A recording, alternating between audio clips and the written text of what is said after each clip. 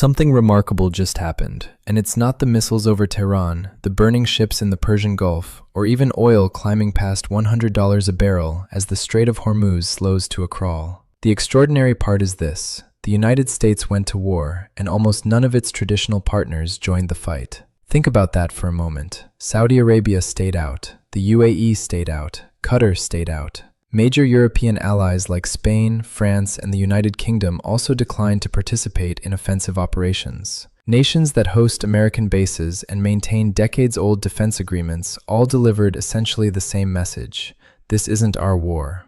What we're seeing unfold isn't just another military conflict. It's a visible crack in the alliance system that has defined American global power for generations. Even more surprising is how Washington reacted, not with quiet diplomacy, but with very public pressure on its own partners. That's the real story here, and once you understand how this situation developed, you start to see why it matters far beyond the battlefield. Because the consequences of this conflict reach into global energy markets, supply chains, and the everyday cost of living. Let's rewind to where it started. On February 28, 2026, US and Israeli forces launched a coordinated series of strikes on Iranian targets. The White House described the operation as a major effort to weaken Iran's missile capabilities, naval assets, and military networks.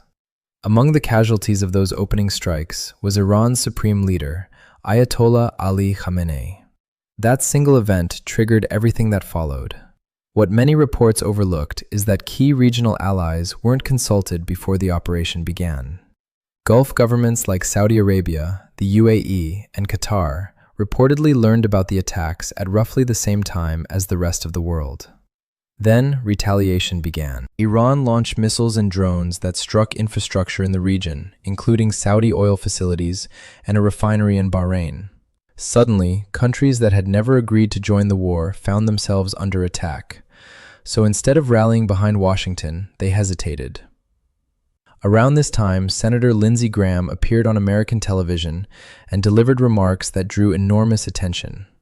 He criticized several allies for not joining the conflict and suggested the United States might reconsider military cooperation or base agreements with countries unwilling to participate.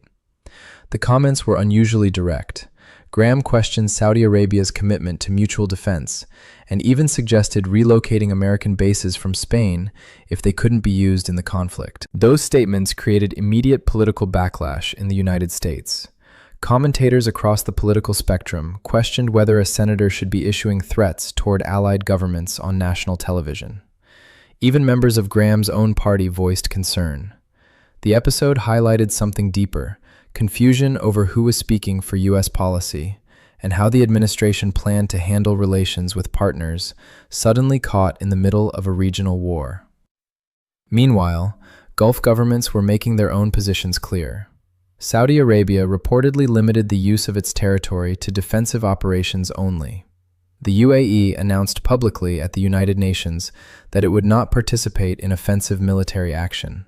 Statements from officials across the region emphasized protecting national security while avoiding deeper involvement in the conflict. Some influential voices in the Gulf argued that regional countries had been placed in danger by decisions made without their consultation.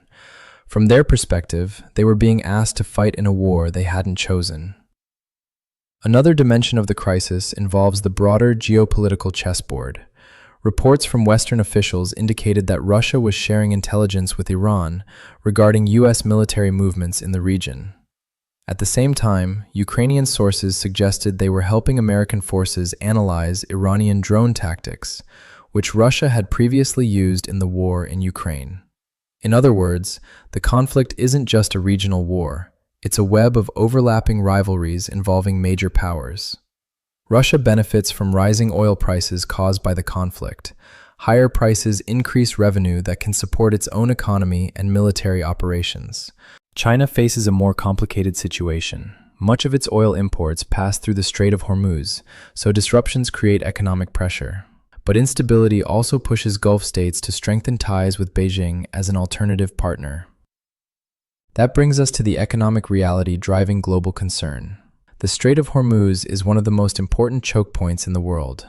Roughly 1/5 of global oil supply normally passes through it every day.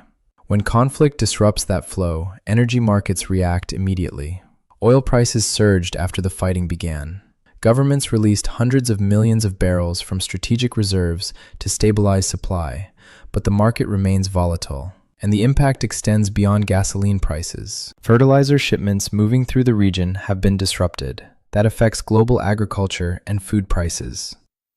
Aluminum shipments from Gulf producers have slowed, pushing metal prices higher. Even supplies of helium, essential for medical imaging and semiconductor manufacturing, could be affected. When these materials become scarce, the ripple effects spread through manufacturing, construction, technology, and consumer goods. In the United States, average gasoline prices have already climbed significantly. Analysts warn that if the strait remains partially blocked, prices could continue rising. At that point, the conflict stops being a distant geopolitical event and becomes something visible in everyday expenses. So what does each major player want? Iran's strategy appears focused on raising the economic cost of the war rather than defeating the United States militarily. By disrupting shipping and keeping oil prices high, Tehran increases pressure on Washington and its allies. Russia benefits financially from higher energy prices and from the diversion of Western attention away from Ukraine. China wants stability in energy supplies, but may gain influence as Gulf states explore partnerships beyond Washington. Israel's objectives remain centered on reducing Iran's military and nuclear capabilities, goals that likely require sustained pressure rather than a short campaign. Saudi Arabia and the UAE are trying to navigate a delicate balance, protecting their security while avoiding deeper involvement in a war that could destabilize the entire region. Where does this go next? Two broad paths are possible. In the first scenario, diplomatic channels produce a ceasefire framework. Major powers broker negotiations that allow both sides to claim some form of success. The Strait of Hormuz reopens, oil prices fall, and the crisis gradually cools. In the second scenario, the disruption continues. Oil prices remain elevated, economic pressure grows worldwide, and alliances shift as countries adjust to a new geopolitical landscape. The longer the conflict lasts, the more likely it becomes that these shifts will outlast the war itself. Once countries change supply chains, energy partnerships, and security relationships, returning to the old system becomes difficult. That leads to the deeper questions this moment raises. Are the divisions we're seeing among America's allies temporary, or the beginning of a longer realignment? Are the voices speaking on behalf of U.S. policy unified, or are mixed messages complicating diplomacy? And when the conflict finally ends, which countries will emerge stronger, and which will find their global influence diminished? These are the questions shaping the next phase of this crisis, and the answers will affect far more than the battlefield. Because when alliances shift and energy markets shake, the consequences reach every economy and every household. Let me know what you think.